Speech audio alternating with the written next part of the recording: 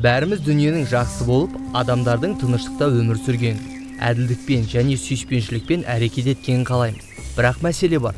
Соның орнына бір күш бізді, яки күнәһар адамдарды үнемі жақсыны бүлдіріп қиратуға түрткі болып келеді. Бұл күш зұлымдық деп аталады. Бірақ шындыққа жүгінейік. Мен барлық жерде көретін зұлымдықтың өз бойымдағы зұлымдыққа ұқсайтынын байқаймын. Бұған бәріміздің қосқан үлесіміз бар, әрі соны жалғастырып келеміз. Сондықтан мұндай жағдай бізді тығырыққа әкеп тірейді. Жаратқан ие дүниені зұлымдықтан тазартатын болса, оны бізден де арылтуы керек болар еді. Киелі кітаптағы ұлы әңгімедегі соншама таңғаларлық нәрсе мынау. Құдай ие сондай ізгі, ол дүниені зұлымдықтан арылтып қана қоймайды. Мұны адамдардың бәрін жоймай іске асырады. Сонда ол мұны қалай іске асырмақшы?